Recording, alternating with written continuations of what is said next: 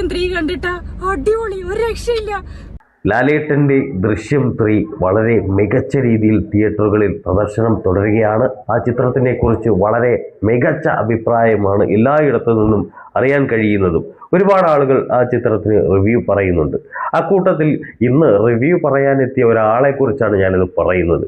കാരണം അദ്ദേഹത്തിൻ്റെ വീഡിയോ കണ്ടപ്പോൾ ഞാനും ഒന്ന് ഞെട്ടിപ്പോയി കേട്ടോ.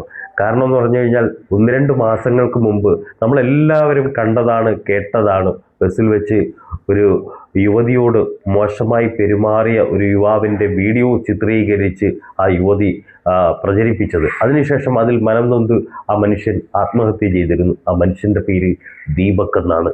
അതെ, ആ ദീപകിൻ്റെ മരണത്തിന് ഉത്തരവാദിയായ ആ സ്ത്രീയാണ് ഇന്ന് ദൃശ്യം 3യുടെ റിവ്യൂ പറയാനായിട്ട് എത്തിയിരിക്കുന്നത്. അപ്പോൾ ഏതായാലും നിങ്ങൾ ആ വീഡിയോ കാണുക, കണ്ടിട്ട് നിങ്ങൾ കൊടുക്കുക ആ മറുപടി. കണ്ടിട്ടാ അടിപൊളി, ഒരു രക്ഷയില്ല.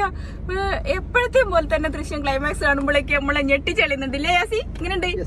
ഓ പൊളിച്ച്. ഫസ്റ്റ് കാണുന്ന നേരം കുറച്ച് ലാഗ് പോലെ തോന്നുന്നുണ്ടേ ഫസ്റ്റ് ഹാഫ്. പിന്നെ സെക്കൻഡ് ഹാഫ് മുതൽ ഇങ്ങനെ ത്രില്ലിൽ കൊണ്ടുപോയിട്ട് ക്ലൈമാക്സ് ആണ് ഞെട്ടിച്ച് കളയുന്നുണ്ട്. എന്തായാലും 4-നുള്ള സ്കോപ്പും കൂടെ വെച്ചിട്ടാ പോയത്. ഇതൊരു സീരീസ് ആക്കരുതെന്ന് റിക്വസ്റ്റ് ഉണ്ട്. എങ്ങനെ വന്നാലും 3 പൊളിച്ച്. ഫസ്റ്റിനെയും സെക്കൻഡിനെയും പോലെ തന്നെ അതിന്റെ അപ്പുറത്ത് പ്രതീക്ഷിക്കാത്ത ട്വിസ്റ്റ് പൊളി.